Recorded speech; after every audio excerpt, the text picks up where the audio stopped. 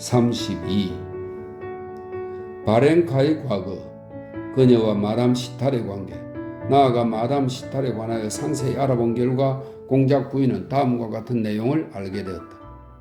어떤 사람들은 마담 시탈이 남편을 들볶았다고도 하고, 어떤 사람들은 남편이 부도덕한 행동으로 아내를 괴롭혔다고도 했다. 어쨌든 마담 시탈은 늘 병을 앓고 무언가에 쉽사리 열광하는 여자였다. 그녀가 첫 아이를 낳은 것은 남편과 이미 이혼한 후였는데 그 아이는 태어나자마자 죽었다. 시탈 부인의 예민한 성격을 잘 아는 친척들은 그녀가 그 소식을 듣고 죽지는 않을까 걱정한 나머지 그날 밤 베테르부르크의 같은 집에서 태어난 궁중 요리사의 딸을 데려와 그녀의 아기와 몰래 바꿔놓았다. 그 아이가 바로 바렌카였다. 그 후 마담 시탈도 바렌카가 자기 딸이 아니라는 것을 알게 됐지만 계속 그녀를 양육했다. 게다가 얼마 지나지 않아 바렌카의 가족이 한 명도 남지 않게 되어 더욱 그럴 수밖에 없게 되었다. 마담 시탈은 이미 10년 넘게 남쪽의 타국에서 침대를 떠나는 일 없이 늘 집에만 틀어박혀 살았다. 어떤 사람들은 마담 시탈이 스스로를 위해 덕이 높고 종교심이 깊은 여자라는 사회적 지위를 만들어냈다고 했으며 어떤 사람들은 그녀가 거칠에만 그런 게 아니라 실제로도 이웃의 유익을 위해서만 살아가는 지극히 고결한 존재라고 했다. 그녀의 종교가 가톨릭인지 프로테스탄트인지 러시아 정교인지 그것에 대해 아는 사람은 아무도 없었다. 그러나 한 가지 사실만은 의심할 여지가 없었다. 그녀가 모든 교회와 모든 종교의 최고 고위층 인물들과 절친한 사이라는 점 말이다. 바렌카는 줄곧 부인들과 함께 외국에서 살았다. 마담 시타를 아는 사람이면 누구나 자기들이 바렌카라고 부르는 이 여자를 알았고 또 사랑했다. 이런 상세한 내막을 모두 알게 된 공작 부인은 자기 딸과 바렌카가 가까이 지내는 것에 대해 딱히 나무랄 만한 이유를 찾을 수 없었다. 더구나 바렌카는 훌륭한 예의 범절과 뛰어난 교양을 갖추었다.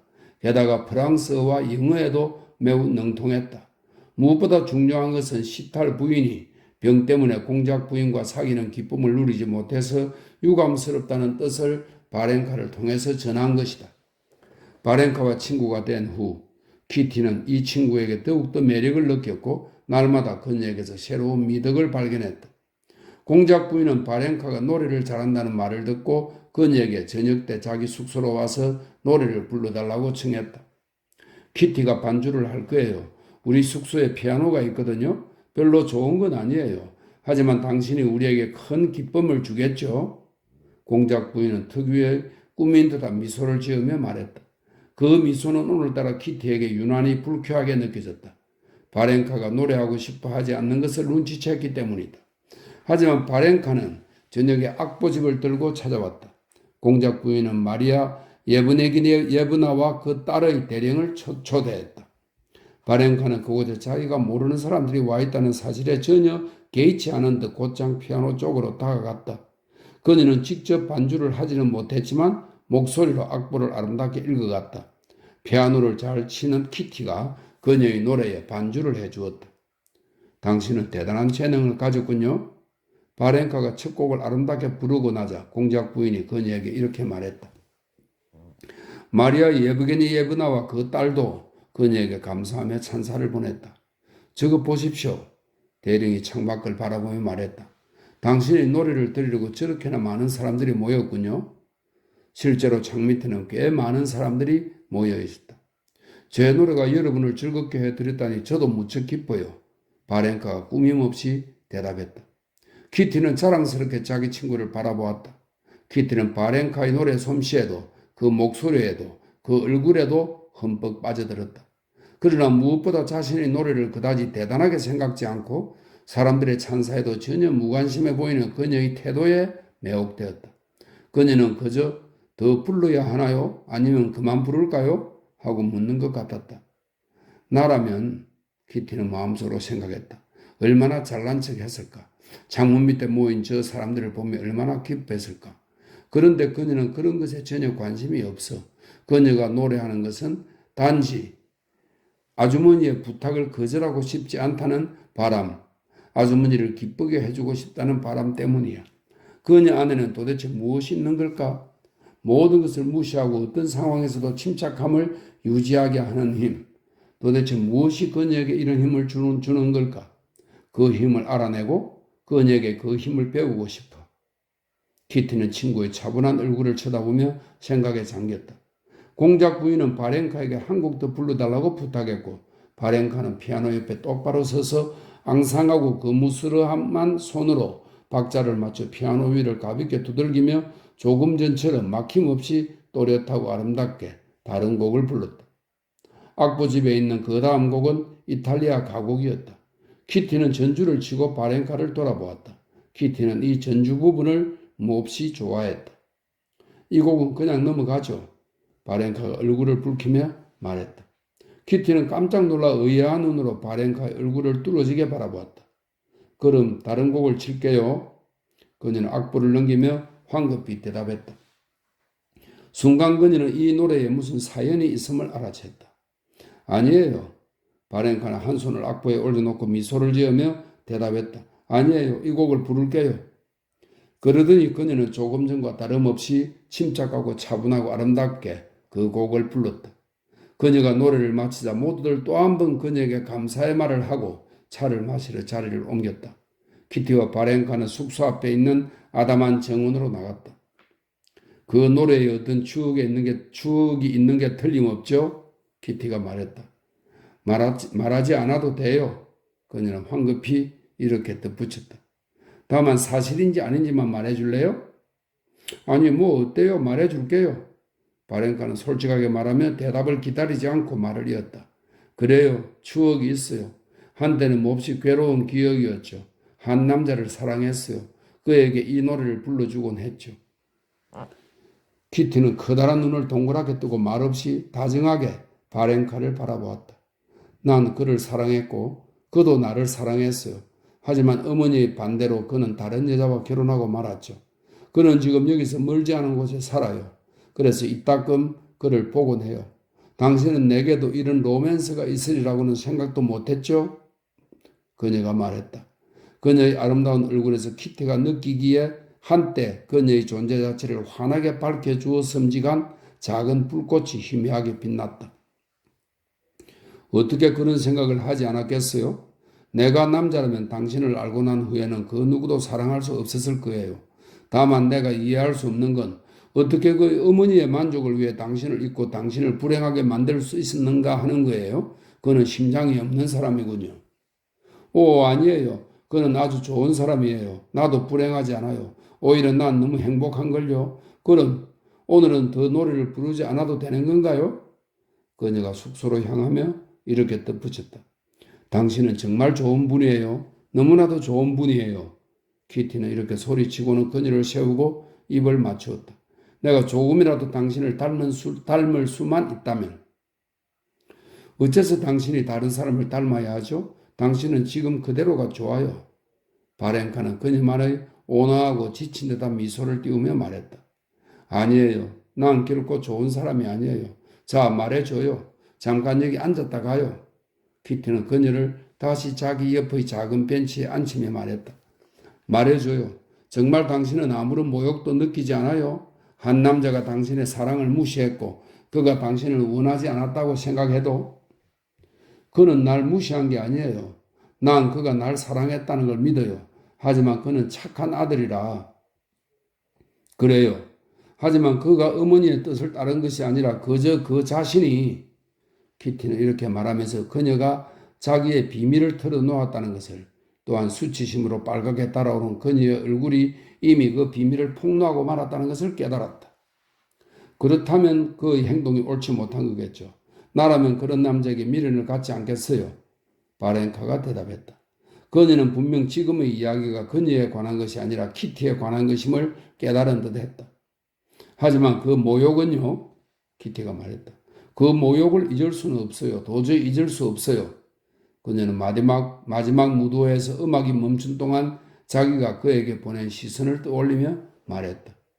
도대체 무엇 때문에 모욕을 느끼는 거죠? 당신이 나쁜 행동을 한 것도 아니잖아요.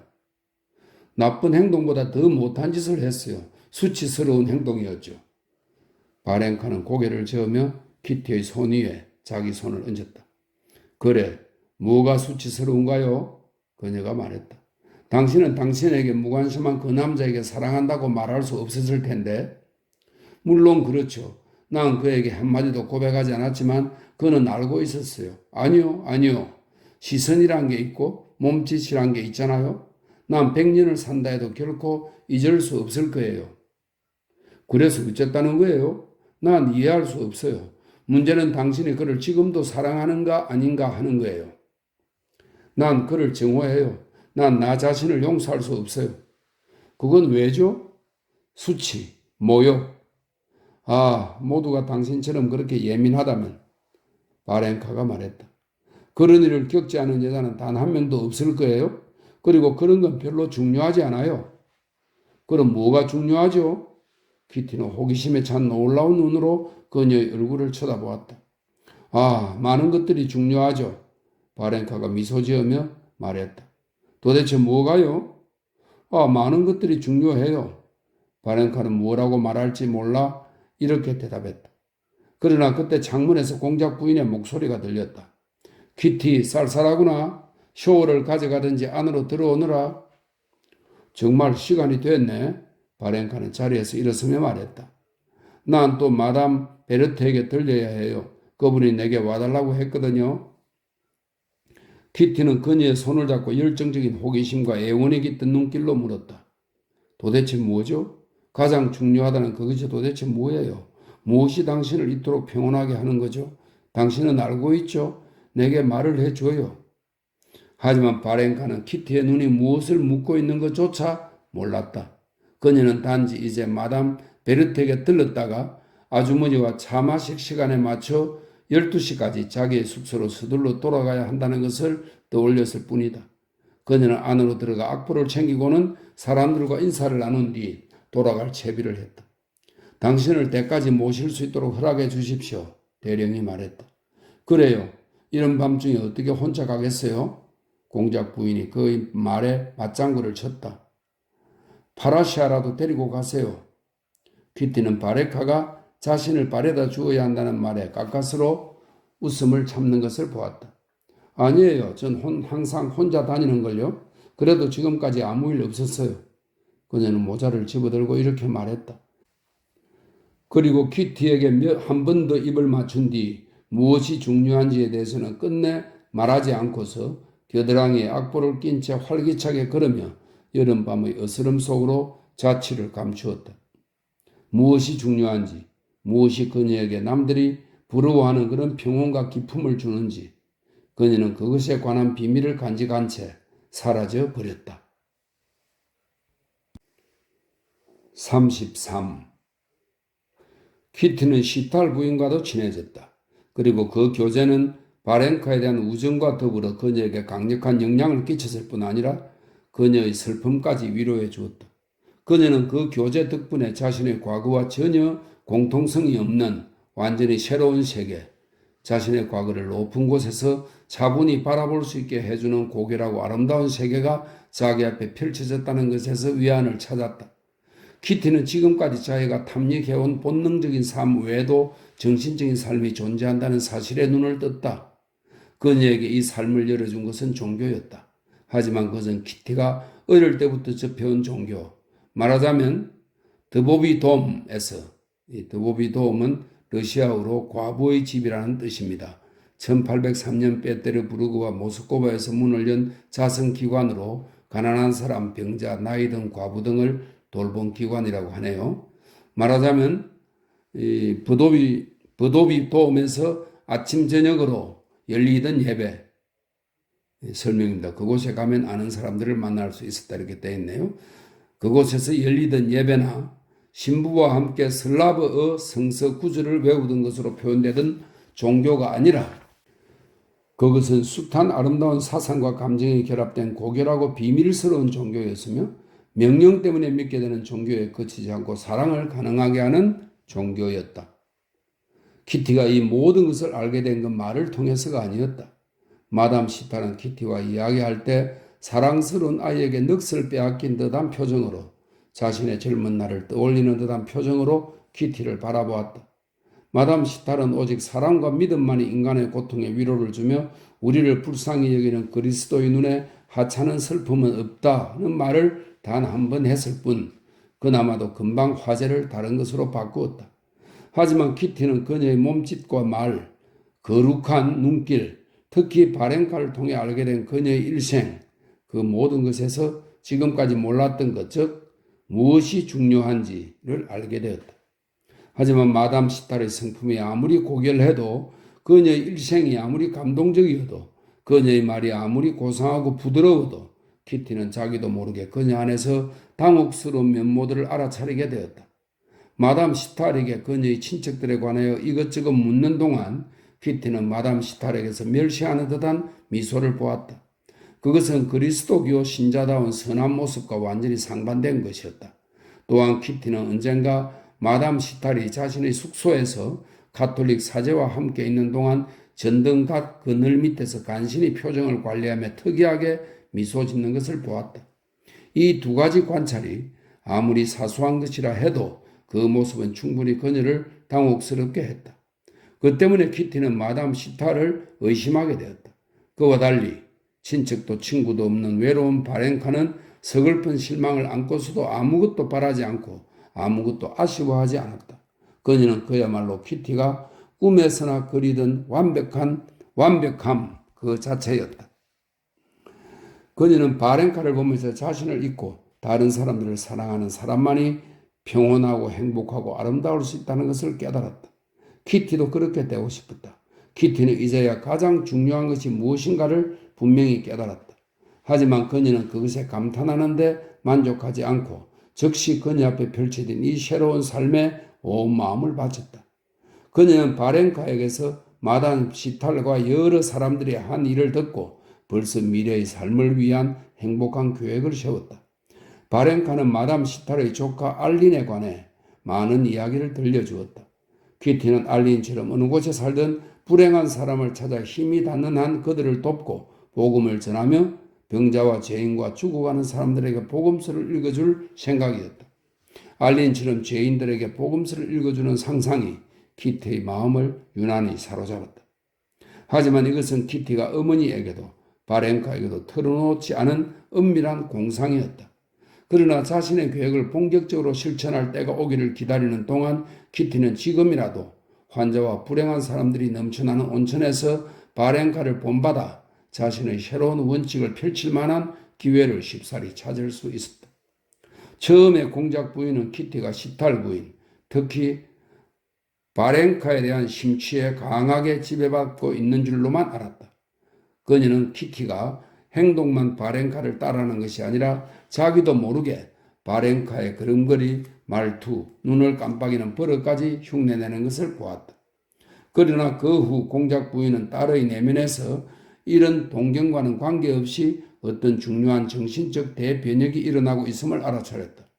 공작 부인은 키티가 저녁마다 시탈 부인에게 선물 받은 프랑스 복음서를 읽는 것을 보았다. 전에는 없던 일이었다. 그녀는 또한 키티가 사교계 사람들을 멀리하고 바렌카의 보호를 받는 환자들, 특히 페트로프라는 병든 화가의 가난한 가족들과 친하게 지내는 것을 보았다. 키티는 분명 이 가족들 틈에서 독지 간호사의 임무를 실천하고 있는 것에 자랑스러움을 느끼는 것 같았다. 그런 것들은 훌륭한 일이었으므로 공작 부인은 여기에 전혀 반대하지 않았다. 더욱이 페트로프의 아내는 아주 예의 바른 여자인데다 키티의 활동을 눈치챈 프랜세스도 키티를 천사 같은 위로자라며 칭찬을 아끼지 않았다. 너무 지나치지만 않으면 모든 것이 더할 나위 없이 좋은 일이었다. 하지만 공작 부인은 딸이 극단으로 치우치는 모습을 보며 딸에게 이런 말을 하곤 했다. 무슨 일이든 극단에 치우쳐서는 안 된다. 그러나 딸은 아무 대답도 하지 않았다. 다만 마음속으로 그리스도 교회 일에 지나치다는 표현은 있을 수 없다고 생각했다. 누가 한쪽 뺨을 때리거든 다른 쪽 뺨까지 돌려대고 누가 카프탄을 달라고 하면 루바시카까지 내어주라는 가르침을 줬는데 어떤 지나침이 있을 수 있단 말인가. 그러나 공작 부인은 이런 지나침이 마음에 들지 않았고 게다가 키티가 자기에게 속마음을 다 털어놓고 싶어 하지 않는다는 것을 느끼자 더욱 못마땅했다. 사실 키티는 자신의 새로운 견해와 감정을 어머니에게 숨겼다. 키티가 그것을 숨긴 것은 어머니를 존경하지 않거나 사랑하지 않아서가 아니라 단지 그녀가 자기 어머니였기 때문이다. 만약 그녀가 누군가에게 그것을 밝히고자 했다면 아마도 어머니보다 다른 이들에게 먼저 밝혔을 것이다. 웬일인지 안나 파블로브나가 요즘 통 우리를 보러 오지 않는구나. 한 번은 공작 부인이 페트로바에게 대해 말을 꺼냈다. 그녀를 초대했단다. 그런데 무언가 불만이 있는 것 같아. 그래요? 난 모르겠던데요, 엄마. 키티는 얼굴을 붉히며 말했다. 너도 그 집에 안 간 지 오래됐지? 그래, 그 집 가족들과 함께 산에 가기로 했어요. 키티가 대답했다. 그래, 그럼 다녀오너라. 공작 부인은 딸의 황당한 얼굴을 자세히 들여다보며 딸이 당황해하는 이유를 알아내려 애썼다. 바로 그날 바렌카가 식사를 하러 와서 안나 파블로브나가 내일 산에 가기로 한 것을 취소했다고 전했다. 그때 공작 부인은 키티의 얼굴이 다시 붉어진 것을 알아차렸다. 키티, 너와 페트로프 부부 사이에 뭔가 불쾌한 일이 있었던 것 아니냐? 공작 부인은 딸과 단둘이 남자 이렇게 물었다. 왜 그녀는 우리 숙소에 아이들도 보내지 않고 자기도 오지 않는 거냐?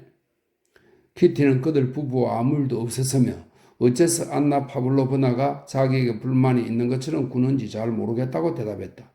키티는 진실만을 말했다. 그녀는 자기에 대한 안나 파블로브나의 태도가 왜 달라졌는지 그 이유를 알지는 못했지만 대충 짐작은 하고 있었다. 그녀는 자기가 짐작하는 것을 차마 어머니에게 말할 수 없었다. 그것은 스스로에게도 말할 수 없는 것이었다. 그것은 설사 안다 해도 혼잣말로 내뱉어서는 안 되는 그런 것들 중 가운데 하나였다. 만약 실수라도 하게 되면 너무나 무섭고 부끄러운 일이 되기 때문이다. 그녀는 기억 속에서 그 가족에 대한 자신의 태도를 하나도 빠짐없이 몇 번이고 되풀이하여 떠올렸다. 그녀는 그 가족을 만날 때 안나 파블로브나의 둥글고 선한 얼굴에 떠오르던 순박한 기쁨을 떠올렸다. 또한 그녀는 환자에 대한 둘만의 은밀한 토론, 의사가 그만 작업에서 환자의 관심을 딴 데로 돌리거나 그를 산책에 끌고 나가기 위해 둘이서 꾸미던 업무, 그녀를 나의 키티라고 부르며 그녀 없이는 잠자리에 들려고 하지 않던 막내 아들의 애착을 떠올렸다. 모든 게 얼마나 좋았던가. 그리고 그녀는 페트로프의 앙상한 몸, 긴 목, 갈색 프로코트, 수치 적은 고수머리, 처음에는 무섭게 보이던 캐 묻는 듯한 하늘색 눈동자, 그녀 앞에서 건강하고 활기찬 모습을 보이려 애쓰던 그의 병적인 노력을 떠올렸다. 그녀는 다른 폐병 환자들을 대할 때처럼 처음 얼마 동안 그에 대한 혐오감을 극복하기 위해 자신이 쏟은 노력과 그에게 무슨 말을 할까 고심하던 자신의 정성을 떠올렸다. 그녀는 자신을 머뭇머뭇 바라보던 그의 부드러운 눈길, 연민과 의색함이 교차하는 기묘한 느낌, 그리고 자신이 스스로의 선행에 대해 느꼈던 자각을 떠올렸다. 이 모든 것이 얼마나 좋았던가. 하지만 그것은 처음 얼마 동안 뿐이었다. 며칠 전 그 모든 것은 갑자기 엉망이 되고 말았다. 안나 파블로브나는 부자연스러운 태도로 키티를 맞으며 키티와 자기 남편에게서 잠시도 감시의 눈길을 떼지 않았다. 그녀가 다가갈 때마다 그가 보여준 그 감동적인 기쁨이 정말로 안나 파블로브나를 냉담하게 만든 원인이었을까? 그래, 그녀는 기억을 떠올렸다. 그저께 그녀가 짜증스럽다는 듯이 말했지. 보세요. 몸이 끔찍할 정도로 쇠약해지는데도 저희는 저렇게 줄곧 당신을 기다리며 당신이 없으면 커피도 마시려 하지 않았어요. 그렇게 말하는 안나 파블로브나에게는 평소의 친절한 모습과 전혀 다른 부자연스러운 무언가가 있었어. 맞아. 어쩌면 내가 그에게 덮개를 건네준 것이 그녀를 불쾌하게 만들었는지도 몰라.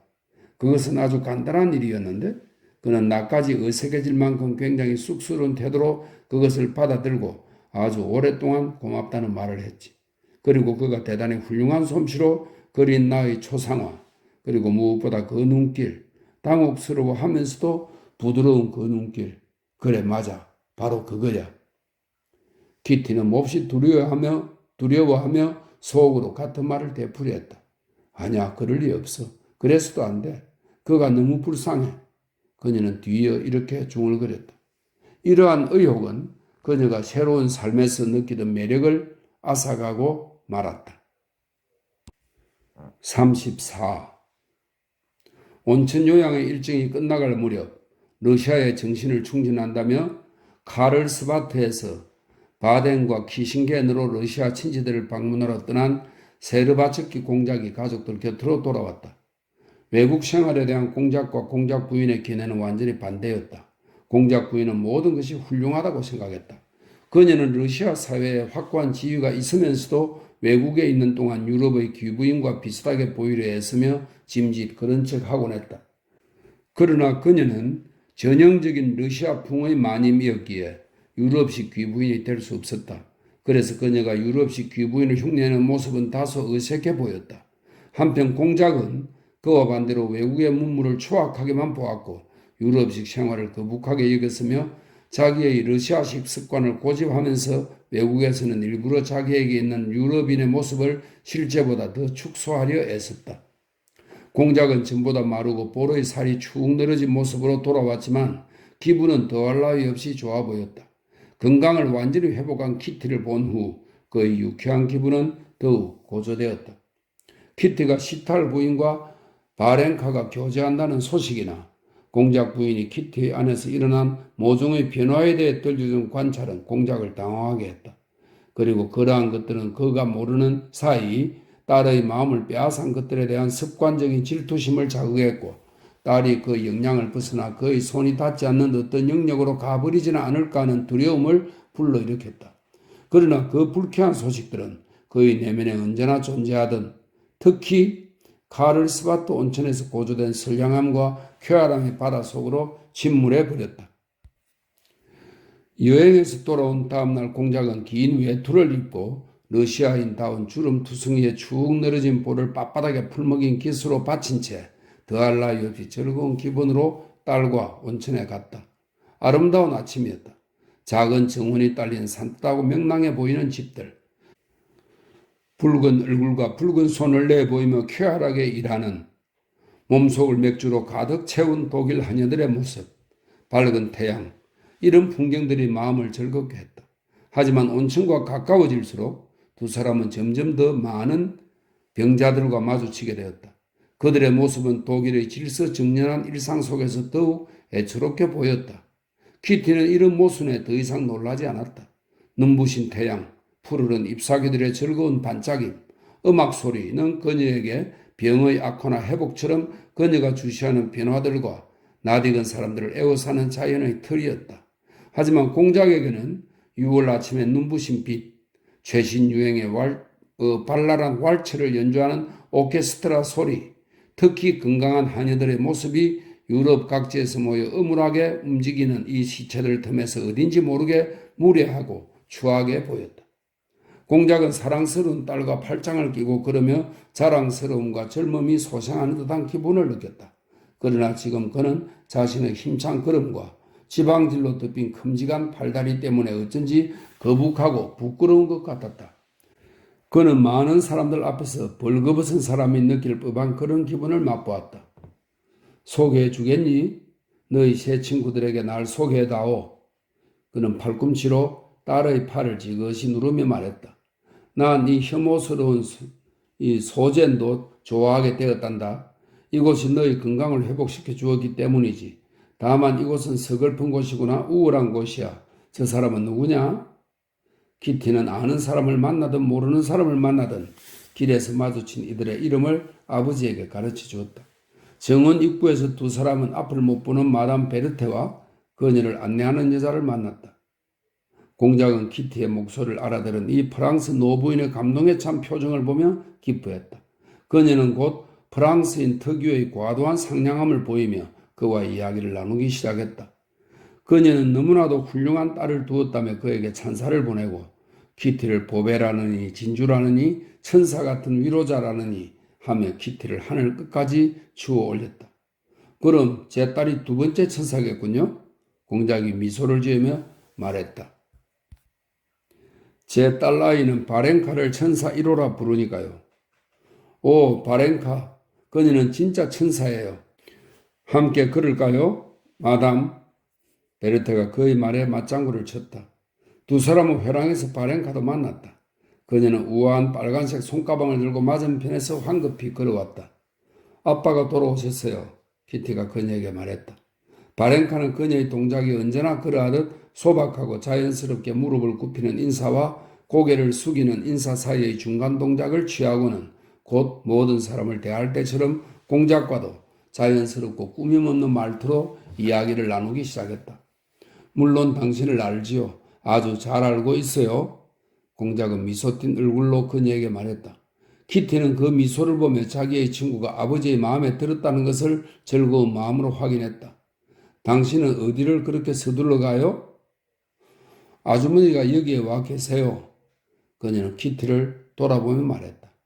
아주머니가 밤새 한잠도 못 주무셔서 의사 선생님이 아주머니에게 외출을 권하셨어요. 난 아주머니에게 일거리를 들고 가는 중이에요. 그러니까 저 여자가 천사 1호라는 거지. 바렌카가 그 자리를 뜨자 공작이 이렇게 말했다. 키티는 공작이 바렌카를 웃음거리로 만들고 싶어 했으나 그녀가 마음에 들었기 때문에 도저히 그렇게 할 수 없었다는 것을 알았다.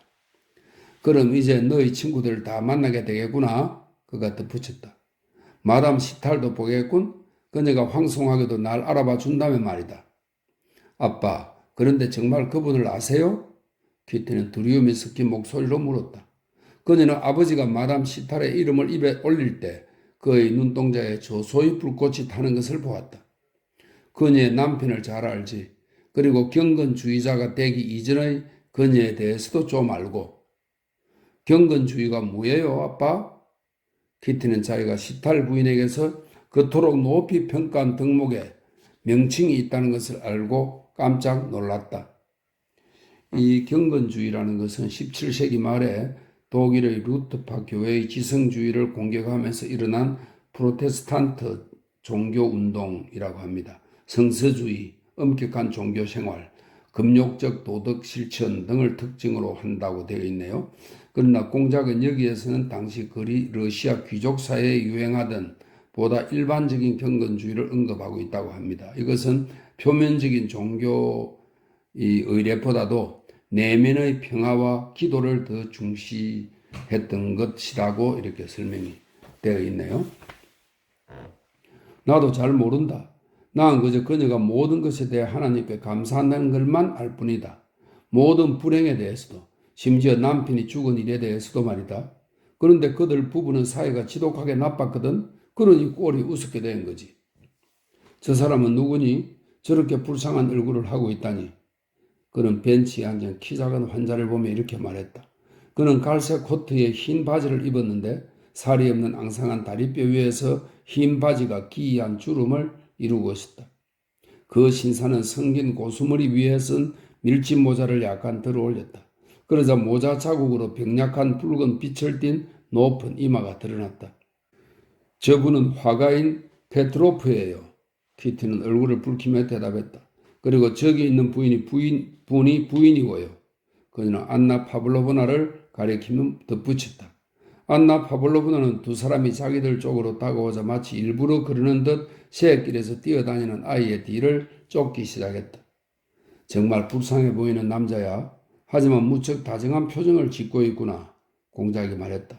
어째서 넌 그에게 가까이 가지 않니? 그가 너에게 무언가 할 말이 있는 것 같은데? 그럼 가보죠 뭐.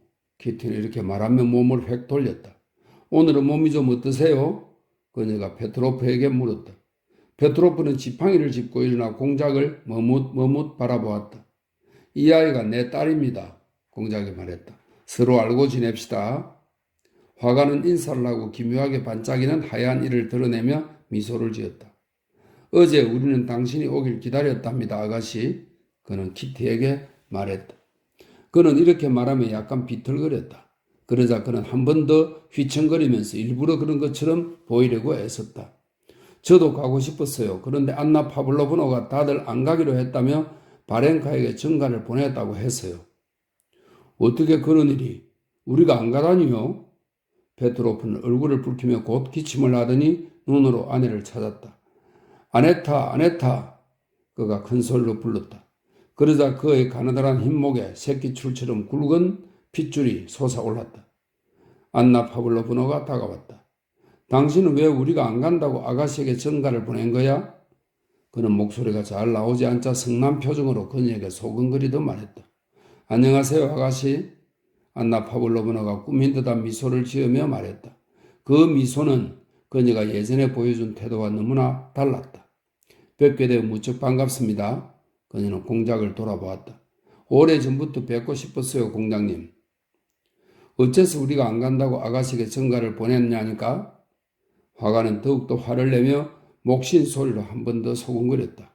분명 그는 목소리가 잘 나오지 않는 데다 자기가 표현하고 싶은 것에 적당한 말을 찾을 수 없어서 더욱 화가 난 듯 했다. 아, 난 우리가 못 갈 거라고 생각했죠. 아내는 짜증스럽게 대답했다. 어떻게 그는 기침을 하며 한 손을 휘둘렀다. 공작은 모자를 들어 인사를 하고는 딸과 그곳을 떠났다.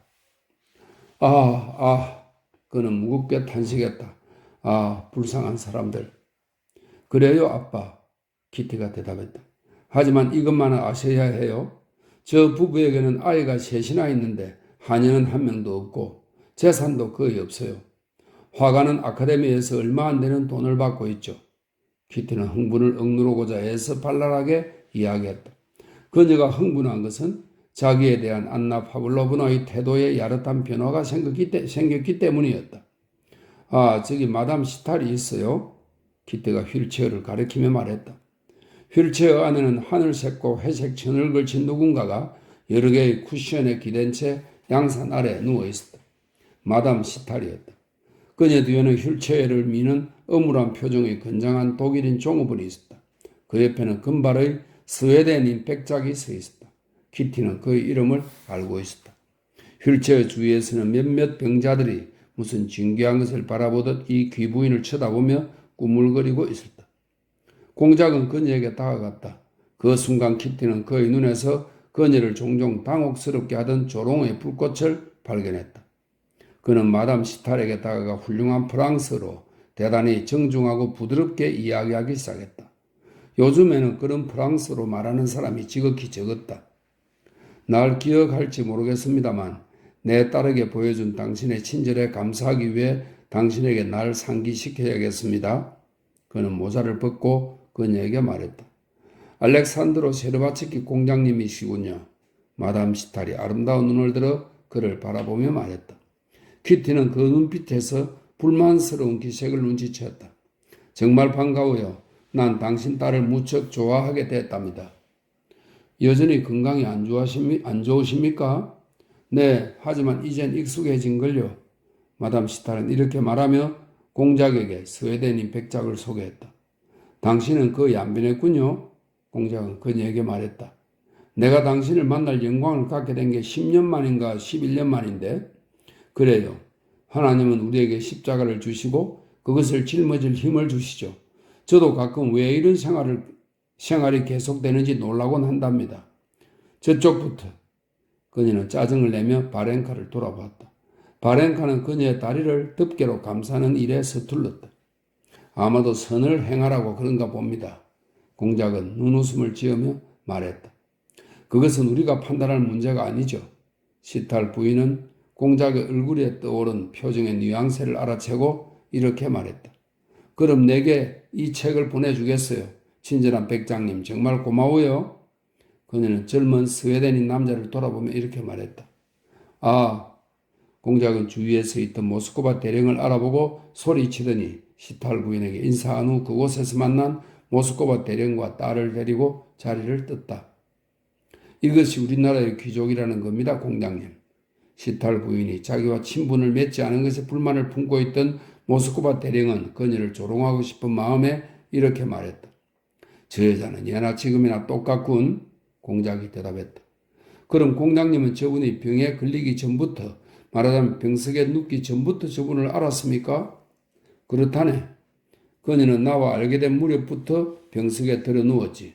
공작이 말했다. 그녀는 10년 동안 한 번도 일어나 본 적이 없다고 하더군요. 다리가 짧아서 안 일어나는 거야. 그녀는 몸이 너무 추해서. 아빠, 그럴 리 없어요. 키티가 소리쳤다. 내 작은 친구여, 입이 험한 사람들이 그렇게 말하더이다. 그건 그렇고 너희 바렌카가 꽤 고생을 하고 있구나. 그가 덧붙였다. 병든 만화님들이란. 그렇지 않아요, 아빠. 키티가 격렬하게 반박했다. 바렌카는 그분을 숭배하고 있어요. 그리고 그분이 얼마나 좋은 일을 많이 하셨는데요. 아무라도 붙잡고 물어보세요. 그분과 알린 시탄을 모르는 사람이 없어요. 그럴지도 모르지. 그는 팔꿈치로 그녀의 팔을 지그시 누르며 말했다. 하지만 누구에게 묻든 상관없이 그런 일은 아무도 모르게 하는 게 더 좋은 법이다. 키티는 입을 다물었다. 그것은 그녀에게 할 말이 없어서가 아니라 아버지에게조차 자신의 은밀한 생각을 털어놓고 싶지 않았기 때문이었다. 그러나 이상하게도 그녀는 아버지의 견해에 굴복하지 않고 아버지를 자신의 성소에 들여놓지 않기 위해 마음의 준비를 하고 있었는데도 한 달 동안 자신의 마음에 간직해온 시탈 부인의 거룩한 이미지가 돌이킬 수 없이 사라져버린 것을 스스로도 느꼈다. 그건 마치 벗어놓은 옷으로 만들어진 어떤 형상이 그저 옷에 불과하다는 것을 깨달았을 때 그 형상이 사라지고 마는 것과 같았다. 키티의 마음속에 남은 것이라곤 몸매가 추하다는 이유로 드러누워 버리고 자기에게 덮개를 잘 감싸주지 못했다는 이유로 온순한 바렌카를 괴롭히는 다리 짧은 여자뿐이었다. 이제 그 어떤 상상의 힘으로도 예전의 마담 시탈의 이미지를 되돌릴 수는 없었다. 35. 2부의 마지막입니다. 공작은 자신의 유쾌한 기분을 가족과 지인과 심지어 세르바츠키 가족이 묵고 있는 숙소의 독일인 안주인에게까지 전해주었다. 키티와 온천에서 돌아온 공작은 대령과 마리아 예브게니예브나와 바렌카에게 커피를 마시러 오라고 초대한 후 정원의 밤나무 아래에 테이블과 안락의자를 내놓고 그곳에 아침 식사를 차리라고 지시했다. 집주인도 하녀도 그의 쾌활한 기분에 전념되어 활기를 띠었다. 그들은 그의 후한 성품을 잘 알고 있었다. 30분 후에는 2층에 묵고 있는 함부르크 출신의 병든 의사도 창문 뒤에서 밤나무 아래 모인 건강한 사람들의 유쾌한 러시아식 모임을 부러운 듯 내려다 보았다. 원을그리며 흔들리는 나무잎 그늘 아래에는 하얀 천을 덮은 테이블이 놓여 있고 그 위에는 커피, 주전자, 빵, 버터, 치즈, 차게 식힌 고기가 차려져 있었다. 연보라색 리본이 달린 머리 쇼를 쓴 공작 부인은 그 옆에 앉아 사람들에게 차와 샌드위치를 나눠주었다. 맞은편에 앉은 공작은 배불리 먹고 마시며 큰 소리로 유쾌하게 떠들었다. 공작은 칼로 세공한 상자들, 장식품, 온갖 종류의 페이퍼 나이프 등으로 이곳저곳에 온천에서 무더기로 사들인 물건들을 옆에 쌓아두고 그곳에 있던 사람들에게 모두 나누어 주었다. 그 사람들 가운데는 하네 레슬링과의 숙소의 주인도 있었다.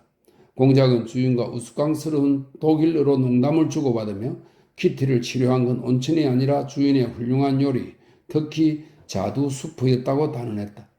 공작 부인은 남편의 러시아 습관을 비웃긴 했지만 온천에 온 이후 처음으로 생기있고 명랑한 모습을 보였다. 대령은 여느 때처럼 공작의 농담에 웃음을 지었지만 그가 스스로 신중하게 연구하고 있다고 믿는 유럽에 관해서는 공작 부인을 지지했다. 착한 마리아 예브게니예브나는 공작이 우스갯소리를 할 때마다 배를 잡고 웃었다. 바렌카도 나직하면서도 전념성이 강한 웃음을 터뜨리며 몸이 나른해지도록 깔깔거렸다. 공작의 농담이 바렌카 안에서 웃음을 자극한 것이다. 키티는 이런 바렌카의 모습을 지금껏 한 번도 본 적이 없었다. 이 모든 것이 키티의 마음을 즐겁게 해 주었지만 그녀는 도저히 근심을 떨칠 수가 없었다. 아버지는 그녀가 그토록 사랑하게 된 생활과 그녀의 친구들을 특유의 유쾌한 시선으로 바라봄으로써 자기도 모르는 사이에 그녀에게 하나의 과제를 던졌고 그녀는 그 과제를 도저히 해결할 수 없었던 것이다. 그리고 그 과제에 그녀와 페트로프 가족의 관계가 변한 점까지 더해졌다. 그 변화는 오늘 너무나도 분명하고 불쾌하게 모습을 드러냈다. 다들 즐거워했지만 키티는 즐거워할 수 없었다. 그것이 키티의 마음을 더욱 괴롭혔다. 그녀는 어린 시절 뻘을 받느라 자기 방에 갇혀있는 동안 언니들의 명랑한 웃음소리를 들으면서 느꼈던 감정과 비슷한 기분을 맛보았다. 아니, 뭐 때문에 이렇게 많이 샀어요? 공작 부인은 웃음을 지으며 남편에게 커피잔을 건넸다. 당신도 길을 걷다 가게에 들러봐. 그러면 점원들이 물건을 사달라고 사정을 할 테니까. 사지 않고는 못 빼기겠더군. 그러고 나니 10달레트가 사라졌지 뭐야? 그저 따분해서 그런 거예요? 공작 부인이 말했다. 물론 따분해서 그랬지 여보. 얼마나 지루한지 몸둘 바를 모르겠더라니까. 어떻게 그토록 지겨워할 수 있어요 공장님? 요즘 독일에 재미있는 것이 얼마나 많은데요. 마리아 예브게니 예브나가 말했다. 그래요. 나도 재미있는 것들을 전부 압니다. 자두수프도 알고 완두콩을 넣은 소세지도 알지요. 다 알아요. 아닙니다 공장님. 어쨌든 그들의 제도는 흥미롭지 않습니까? 대령이 말했다. 도대체 뭐가 흥미롭다는 건가? 그들은 모두 한푼의 짓구리 동전들처럼 만족스러워하지. 모든 적을 무찔렀으니까. 그런데 내가 도대체 무엇 때문에 만족해야 하나? 난 누구도 무찌르지 않았고 여기서는 그저 혼자 부채를 벗고 더욱이 내 손으로 그것을 문 밖에 내놓아야 하는 처지인데 아침에 일어나면 곧바로 옷을 갈아입고 살롱에 가서 싸구려 차를 마시지. 하지만 내 집에서는 전혀 달라. 느긋하게 잠에서 깨어 무언가에 화를 내며 두틀거리다 정신이 들면 모든 일을 찬찬히 곱씹어 본단 말이야. 서두를 필요가 없어. 하지만 시간은 돈입니다. 공장님은 그 점을 잊고 계시군요. 대령이 말했다. 무슨 시간? 50코페이카에 한 달을 통째로 내주고 싶을 때도 있고 아무리 많은 돈을 줘도 30분조차 가질 수 없을 때가 있어. 그렇지 않니 카첸카? 그런데 넌 왜 그렇게 지루해야 하니? 전 괜찮은데요. 어디 가려는 게요? 좀 더 이따 가지. 공작은 바렌카를 돌아보았다. 숙소로 돌아가야 해요. 바렌카는 자리에서 일어나며 이렇게 말하고는 또다시 큰 소리로 깔깔거렸다. 웃음을 거친 그녀는 작별 인사를 하고 모자를 가지러 집 안으로 들어갔다. 키티는 그녀를 뒤따랐다. 이제 바렌카조차 딴 사람처럼 보였다. 그녀에 대한 인상이 전보다 나빠지지는 않았지만 키티가 예전에 상상하던 모습과는 달라 보였다. 아, 오랜만에 이렇게 웃어보네요. 바렌카는 양상과 손가방을 주섬주섬 들며 말했다. 당신의 아버님은 정말 좋은 분이에요. 키티는 말이 없었다. 우리는 언제 또 만나죠? 바렌카가 물었다. 엄마가 페트로프 씨 댁에 들르고 싶어 하세요. 당신은 거기에 안 가나요? 키티는 바렌카를 시험해 볼 생각으로 이렇게 물었다. 가요. 바렌카가 대답했다. 그분 가족들이 이곳을 떠나기로 했거든요. 그래서 짐 싸는 걸 도와주겠다고 약속했어요. 그럼 나도 가겠어요. 아니에요. 당신이 뭐하러? 왜요? 왜 그래요? 키티는 눈을 크다랗게 뜨며 바렌카가 가지 못하게 그녀의 양산을 붙잡았다. 아니 기다려요. 이유가 뭐죠? 그냥 아버님도 돌아오신 데다 그 집 사람들이 당신을 꺼리는 것 같았어요. 아니요. 말해줘요. 당신은 내가 페트로프 씨 댁에 자주 떠난 것을 달가워하지 않았어요. 당신은 분명 달가워하지 않았어요. 그렇지 않나요? 왜죠? 난 그렇게 말한 적 없어요. 바렌카가 차분히 말했다. 아니요. 제발 말해줘요. 전부 말하라고요? 바렌카가 물었다. 전부 다 말해줘요. 키티가 그녀의 말을 받았다. 뭐 그다지 특별한 것은 없어요. 미하일 알렉세예비치 설명입니다. 그것이 화가의 이름이었다 이렇게 되어 있네요. 예, 화가의 이름. 본명이 모양입니다. 미하일 알렉세예비치가 그 전에는 이곳을 빨리 떠나고 싶어 했는데 지금은 떠나려 하질 않아요. 단지 그뿐이에요. 바렌카가 미소를 지으며 말했다. 그랬어요? 키티가 어두운 표정으로 바렌카를 바라보며 말을 재촉했다. 글쎄요. 뭐 때문인지 안나 파블로브나는 그분이 떠나기 싫어하는 이유가 당신이 이곳에 있기 때문이라고 하더군요. 물론 말도 안 되는 소리지만 그 일 때문에 당신 때문에 다툼이 있었어요. 당신도 알잖아요. 이런 환자들이 얼마나 쉽게 흥분하는지 말이에요. 키티는 점점 더 인상을 찌푸렸다. 바렌카는 금방이라도 폭발할 것 같은 그녀의 모습을 보고는 그녀를 달래고 진정시키려 애쓰며 혼자서 계속 중얼거렸다. 그 폭발이 눈물로 터질지 말로 터질지 바렌카로서는 알 수 없었다. 그러니까 당신은 가지 않는 편이 좋아요. 당신이 이해해요. 화내지 말고. 자업자득이에요. 그런 대접을 받는 것도 당연해요. 키티는 바렌카의 손에서 양산을 뺏어들고 친구의 시선을 외면하며 빠르게 말하기 시작했다. 바렌카는 친구가 어린아이같이 화내는 걸 보자 웃음이 나오려 했다. 그러나 그녀는 친구가 모욕을 느낄까봐 두려웠다. 어째서 당신 탓이라는 거죠? 이해할 수 없군요. 그녀가 말했다. 모든 게 위선이었으니까요. 그 모든 것이 마음에서 우러나온 게 아니라 꾸며낸 것이니까요. 남의 일이 나와 무슨 상관이죠? 결국 난 부부싸움의 원인이 되었고 아무도 내게 부탁하지 않은 일을 했을 뿐이잖아요. 모든 게 위선이었기 때문이에요. 위선. 도대체 무엇을 위해 거짓 행체를 했다는 거죠? 바렌카가 조용히 말했다. 너무나 어리석고 초한 짓이었어요. 전혀 쓸모없는 모든 게 위선이에요. 키티는 양산을 펴었다 접었다 하며 말했다. 도대체 무슨 목적으로? 남들에게, 나 자신에게, 하나님에게 더 잘 보이기 위해서요. 모든 이들을 속이기 위해서요. 아니, 이제 더 이상 그런 것에 굴복하지 않겠어요. 추해 보일지언정 적어도 거짓말쟁이나 사기꾼은 되지 않겠어요. 도대체 누가 사기꾼이라는 거죠? 바렌카는 비난조로 말했다.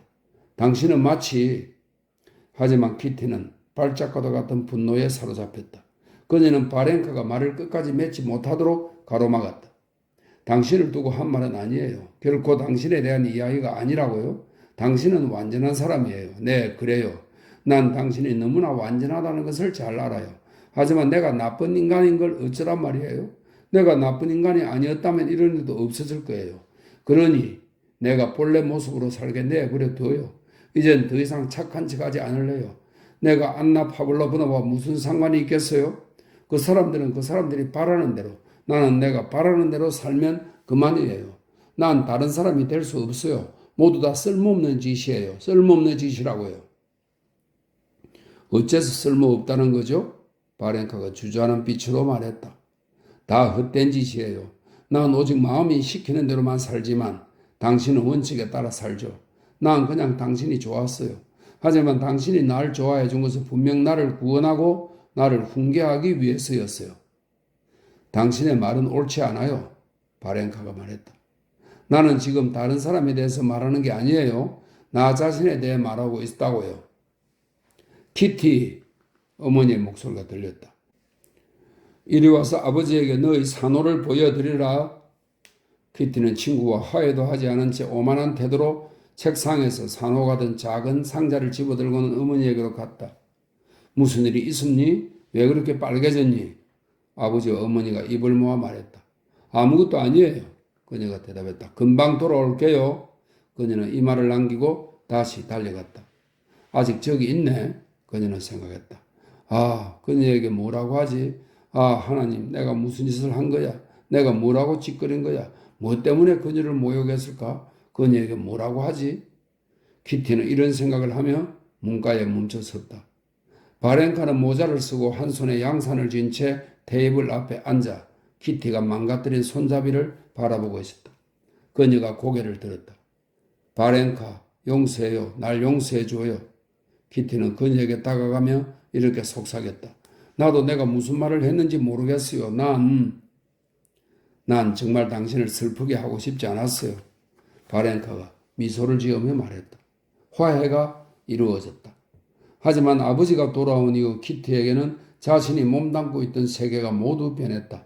그녀는 자신이 알게 된 모든 것을 거부하지는 않았다. 하지만 그녀는 자기가 바라는 대로 될 수 있다고 생각하며 자신을 속여왔다는 것을 깨달았다. 그녀는 마치 잠에서 깨어난 것 같았다. 그녀는 위선과 오만 없이 자기가 도달하고자 하는 그 경지를 고집한다는 것이 얼마나 어려운가를 절실히 깨달았다. 그 밖에도 그녀는 그녀가 살고 있는 세계, 즉 슬픔과 질병과 죽어가는 사람들로 가득 찬 이 세계의 무게를 느꼈다. 그녀는 이 세계를 사랑하기 위해 억지로 노력하는 것이 괴롭게 느껴졌다. 그래서 하루빨리 상쾌한 공기 속으로 러시아로 예르구쇼보로 가고 싶었다. 편지를 통해 알게 된 바로는 언니 돌리가 아이들과 함께 예르구쇼보로 거처를 옮겼다고 했다. 하지만 바렌카에 대한 그녀의 사랑은 조금도 식지 않았다. 작별 인사를 나누던 중 키티는 바렌카에게 러시아에 있는 자기 집으로 꼭 와달라고 부탁했다. 당신이 결혼하면 찾아가죠. 바렌카가 대답했다. 난 절대로 결혼하지 않을 건데요. 그럼 나도 절대로 가지 않겠어요. 그럼 당신을 오게 하기 위해서라도 결혼을 할래요. 조심해요. 그리고 약속 잊지 말아요. 키티가 말했다. 의사의 예언은 그대로 이루어졌다. 키티는 건강을 회복하며 집으로 러시아로 돌아왔다. 예전의 그늘 한 점 없는 명랑한 모습은 사라졌지만 그녀는 평온을 되찾았다. 그리고 모스크바에서의 불행은 추억이 되었다. 이렇게 해서 2부가 끝났습니다.